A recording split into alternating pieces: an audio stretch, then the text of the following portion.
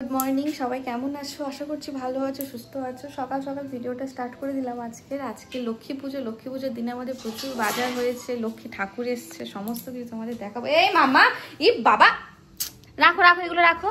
তুমি যাও। হ্যাঁ, এটা ঠাকুরের জন্য। তুমি যাও, বাবা ওই প্যান্টটা নিয়ে যাও, বাবার কাছ থেকে পরে যাও, প্যান্টটা নিয়ে যাও। দেখেছো কেমন বদমাইশ, কথা শোনে না। তো আমার একটা জিনিস সন্দেহ হচ্ছে, আমাদের ঠাকুরকে ধান দেওয়ার জন্য এই ছোটো এই কুনকেটা নিয়ে এসেছি। তো কিন্তু ধান তো অল্প, দেখা যাক এটা এর যেটুকু ধান আছে এর মধ্যে ভরে কিনা। যদি না হয় আবার যেতে হবে। তো তোমাদের লক্ষ্মীর বাজার হাটগুলো একবার দেখাই। ছোপড়া থেকে শুরু করে ওখানটায় আছে আমাদের মা লক্ষ্মী। এই লক্ষ্মী ঠাকুরটাকে চেঞ্জ করব। তো এখানে ফুলের বাজার, মিষ্টির বাজার, এখানে ফলের বাজার, দশকর্মার বাজার, সমস্ত কিছু আছে। আর তোমাদের ঠাকুরের মুখটা আমি যখন খুলবো তখন দেখাবো। কিন্তু আমার আগে সন্দেহটা দূর করতে হবে যে ধানগুলো ওর মধ্যে ধরবে কি বলে আমার মনে হয় না। তো কালকে তোমার দাদাভাইকে ধান আনতে বলেছি, কিন্তু ধানের ছড়াগুলো যে এত ছোটো ছোটো আমি জানতাম না। এই যে এত ছোটো ছোটো আমি জানতাম না। আমি জানতাম যে ধানের ছড়া আনলে এর থেকে আমি ছাড়িয়ে দেবো। ওই জন্য দুটো আনতে বলেছি, একটা ঠাকুরের কাছে দেবো আর একটা হচ্ছে ওই কোনকে মাম্মা রাখো তো দেবো। তো এতটা কম বলে আমার একদম ধারণা ছিল না। 5 টাকা আমার বোঝা উচিত ছিল যে 5 টাকা করে পিস মানে কমই হবে। তো যাই হোক, দেখি এখনটা ধরে কিনা।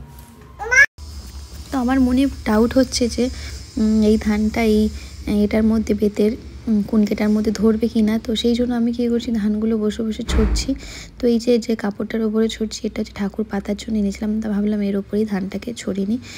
যে ধানটা টাইট রে বাবা, এটা আগের বছরের ধান, আবার তখন এই ধানটা এনেছিলাম। ভাগ্যে সেই বড়ো ধানটা ছিল। ও হচ্ছে ধানের পাতাগুলো যে 5 টাকা করে অত ছোটো ছোটো আমি বুঝতে পারিনি, তোমাদের তো বললাম। তো দেখা যাক, এটা না হলে আবার আমাকে যেতে হবে কি ধান নিয়ে আসতে হবে। বাজার একবার আমি ফর্দ করে সমস্ত কিছু মিলিয়ে নিয়ে চলে এসেছি। তারপরে যদি আবার যেতে হয়, যেহেতু আমাদের বাজারটা একটু দূরে আর কি, তো সেই জন্য হচ্ছে সমস্যা। দেখা যাক এটা ধরে কি না, কি হয়। এই যে এই কুনকেটা এতটা হয়েছে, তো এর ওপর কড়ি দেব, সুপারি টুপারি, এটাই থাক আপাতত। আবার নইলে বাজারে যাওয়া অসম্ভব। আর একটা ধানের ছড়া আছে, এটা ঠাকুরের হাতে দিয়ে দেব।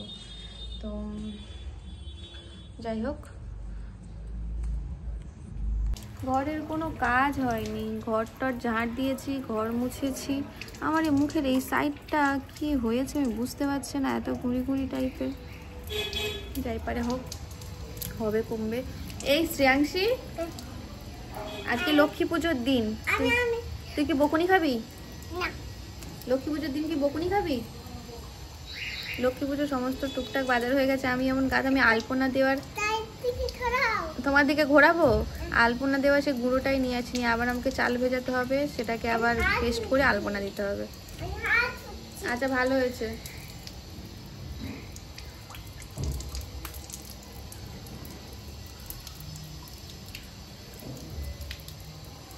চলো কলটা আবার বন্ধ করো, ঢাকাটা নিয়ে এসো। ওর বাবা চলে গেছে, ওর কান্না থামানোর জন্য কলটাকে খুলে দিতে হয়েছে। চল এবার চল মাম্মাম, চল। আমি তো বিছানার চাদর গুছিয়েছি বাবা, ঘরটা পরিষ্কার করে। চল চান করবি, চলিস। কাজ করে একটু বসেছি আমি, সবে বিছানা গুছিয়ে সুন্দর করে পাটি করে, এই যে শুধু ওই টুলটা গোছানো বাকি আছে। আমি সমস্ত কিছু পরিষ্কার করে গুছিয়ে রেখেছি। এই তার মধ্যে চাদরটা নিয়ে চলে গেছে। দেখো, রিমোটটাও ফেলে দিয়েছে। আরেকজন কি করছে?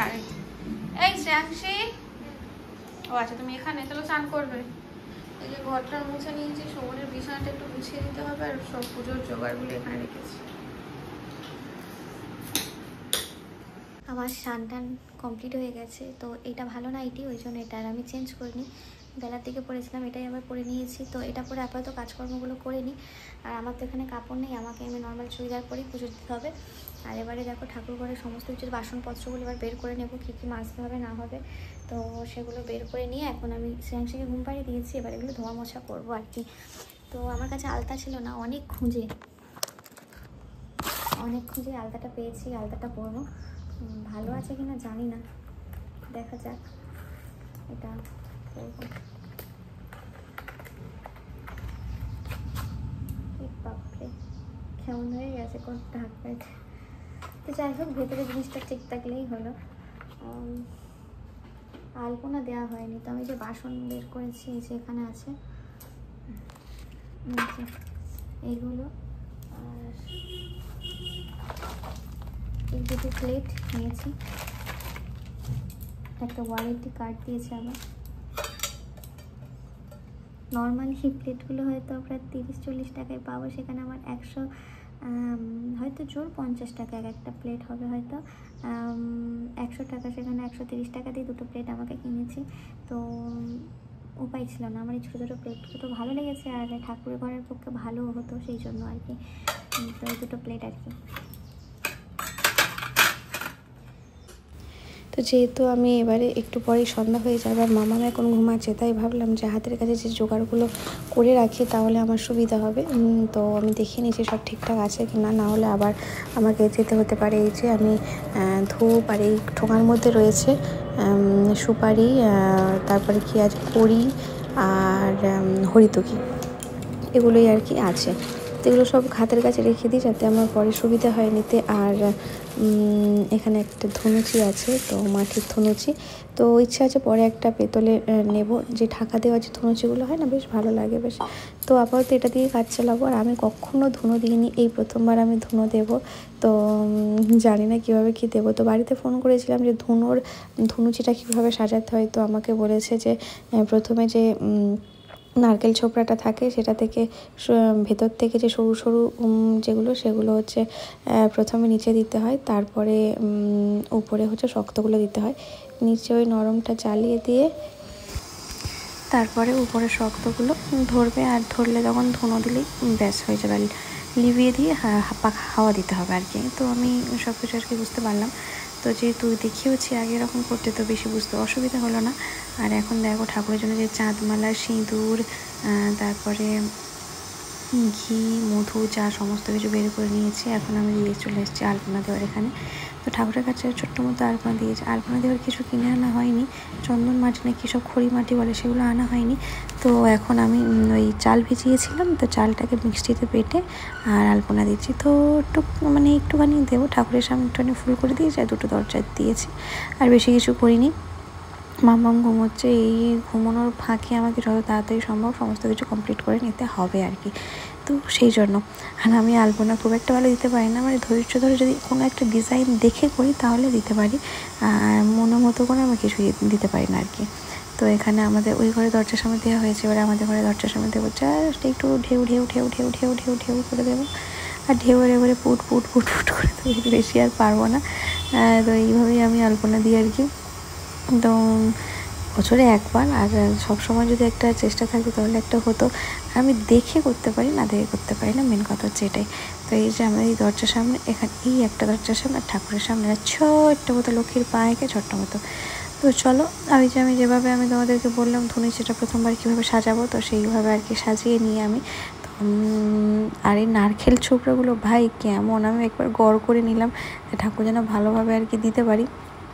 নারকেল ছোবড়া থেকে সেগুলো ছাড়তেই চাইছিল না। আমরা নর্মালি নারকেল ছোবড়াগুলো কেমন হয়, আর এগুলো যেন বড্ড শুকনো শুকনো, কেমন একটা কাট কাট টাইপের। তো জানি না জ্বলবে কি না, তো দিয়ে দিই, তারপরে দেখা যাক। একটু জাস্ট ধরলে ধোঁয়া হলে ওপরে একটু ধুনো দিয়ে দেবো, দিলে একটু ধোঁয়া হলেই ব্যাস, আর বেশি কিছু লাগে না। আমি আগে এগুলো সমস্ত কিছু হাতের কাছে রেখে দিই, আর তারপরে ফল টল সমস্ত কিছু রেডি করে ধুয়ে রেখে দেবো। আর আমি সত্যি কথা বলছি, পুজোর নিয়ম কারণ তেমন একটা জানি না, আমি নর্মালি আর কি ফোন দেখে আর কি মাদের কাছ থেকে শুনে যতটুকু আর কি জানলাম সেই সব দিয়ে আর কি চেষ্টা চালাবো। আর এখন আমি বলছি আলতা, আর এই আলতাটা আমার কাছে ছিল, আমার মনেই নেই। তারপর হঠাৎ করে মনে হলো একটা আলতা মনে ছিল, তারপরে এটা বহু দিনের আলতা। তো কোথায় একটা বেশ ঠাকুরকে আলতা সে দেওয়া হয়েছিল, তো সেই আলতাটাই হবে হয়তো। আমি জানি না এটা পড়তে আছে কিনা, কিন্তু আমার কাছে যেহেতু আলতা নেই তো এটাই করলাম।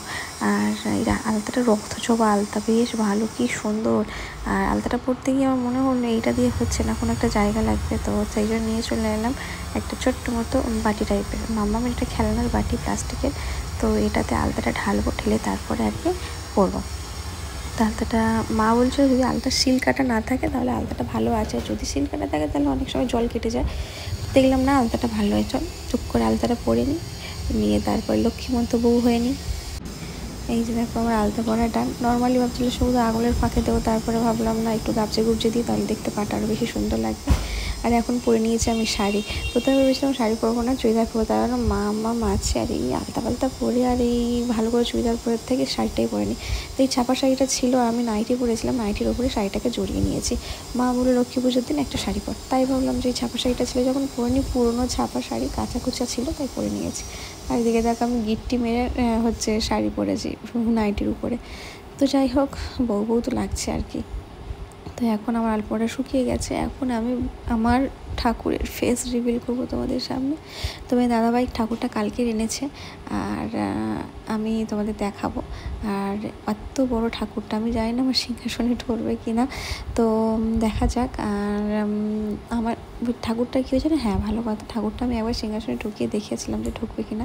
ঠাকুরের যে মুকুটটা আছে আমি দেখতে পাচ্ছি উপর দিক থেকে একটু মোড়া, কারণ এই ঠাকুরের মুকুটটা আমি মুড়ে দিয়েছি। যখন আমি সিংহাসনে ঢুকিয়েছিলাম তখন দেখলাম যে না এটা হবে না, মুকুটটা মুড়ে যাচ্ছে, তাই আমি নিজেই মুড়ে দিয়েছি মুকুটটাকে। এবার সিংহাসনে তো ধরে গেছে, যে মুখটা একটু দূর থেকে দেখা যাবে না, কাছে গিয়ে দেখলে মুখটা দেখা যাবে। তো মা লক্ষ্মী, জয় মা লক্ষ্মী, মা গো ভালো রেখো, সুস্থ রেখো সবাইকে, যেন কোনো বিপদ আসলে সেটাকে সামলাতে পারি, এটুকুই চাওয়া আর কি, তেমন কিছুই না। তো এদিকে আমি পদ্ম ফুল ফোটাচ্ছি, পদ্ম ফুল আমি প্রথমবার জানি না, তো আমি এইভাবেই দেখেছি, উপরে থাবড়ে তারপরে পাপড়িগুলো খুলে দেয়। তো আমি সেরকম প্রথমে চাপড় মেরে থাবড়ে তার পাপড়িটা খুলে, আর এত ভালো লাগছিল না পদ্ম ফুলটাকে ফোটাতে, কি সুন্দর। তো যাই হোক, পদ্ম ফুল টুল ফোটানো হয়ে গেছে, এবার দিয়ে দিলাম ঠাকুরের কাছে। পদ্ম ফুলটা না ডাঁটাটা একটু বড় ছিল, এবারে আমি না ঠাকুরের কাছে পদ্ম ফুলের ডাঁটাটা না বাঁকা, আমি ভাবলাম হয়তো বাঁকা, একটু এদিক দিয়ে মুড়ে দিলে ডাঁটাটা তো সোজা হয়ে যেতে পারে। ও মা ডাঁটাটাকে বাঁকাতে গিয়ে সে একদম ভেঙে গেছে। তো সেই জন্য ঠাকুরের পায়ের কাছে রেখে দিয়েছি, আর ঠাকুরের যে কুনকেটার মধ্যে যে ধান নিয়েছিলাম সেটাও এক পাশে রেখে দেবো। আর এখন আমি ঠাকুরের মালাগুলো পরিয়ে দিচ্ছি, কারণ সকালবেলা এনেছি পরিয়ে দিই। জবার একটা মালা এনেছি কালী ঠাকুরের জন্য, আর লক্ষ্মীর জন্য গাঁদা ফুলের মালা, কারণ রজনীগন্ধার মালা পাওয়াটা খুব চাপের ব্যাপার হয়ে গেছে। আর রজনীগন্ধার মালাগুলো এত নেতানো দিতে ইচ্ছে করছিল না ঠাকুরকে, তো সেই জন্য আর কি নিইনি।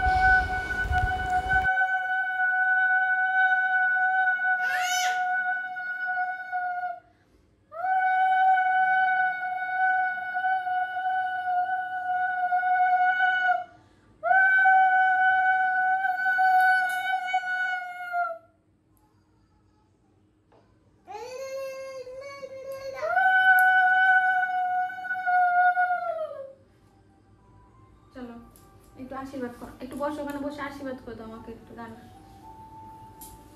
দাও, আশীর্বাদ করে দাও ভালো করে মাথায় হাত দাও।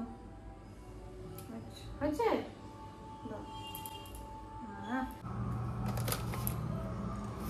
মাম্মা এসো। দোল পূর্ণিমা নিশি নির্মল আকাশ, মৃদুমন্দ বইতেছে মলয় বাতাস, লক্ষ্মীরে লইয়া বামে বসি নারায়ণ, কহিতেছে নানা কথা সুখে আলাপন। এদিকে আমি পাঁচালি করছি, আর মাম্মামের বদমাইশটা দেখো, মাম্মাম বারবার কীরকম করছে দেখো। ও যে খাচ্ছে, আমি যে পাঁচালি করছিলাম না, আমার পুজোর থালা থেকে আঙুল তুলে নিয়ে চলে গেছে, নিয়ে গিয়েই খাচ্ছে। তারপর একদিকে এদিকে ঘুমটা দেয়, একবার ওদিকে ঘুমটা দেয়, একবার এদিক করে ওদিক করে, নিজের মাথার ওড়নাটা টেনে খুলে দেয়, কি করছে দুষ্টুমি। তো যাই হোক, খুব একটা যে দুষ্টুমি করেছে তা না, মোটামুটি ওকে টিভি চালিয়ে দিয়েছিলাম, আর টিভি দেখছিল। আর আমি এদিকে ঠাকুরের পুজোটা দিয়ে নিয়েছি, এবার পাঁচিলটা পড়লেই আমার পুজো হয়ে যাবে। তো দেখো এদিকে এটা ওটা সেটা নিয়ে খালি ওস্তাদি মারছে, তাই বললাম চল তুই ঘরে যা, বললে ওর হাত থেকে এগুলো নিয়ে ঘরে পাঠিয়ে দিলাম। শেষে আমার পুজোটা কমপ্লিট হলো, আমার মানে ওই লক্ষ্মী পাঁচালি পড়লাম। শ্রেয়াংশী যে কি বিরক্ত করছে ভাবা যায়, দেখো ওখানটা পুজো টুজো হয়ে গেছে, 14 বার আমি পাঁচালি পড়ছি, প্রসাদ তুলে নিয়ে পালাচ্ছে। এবার মাম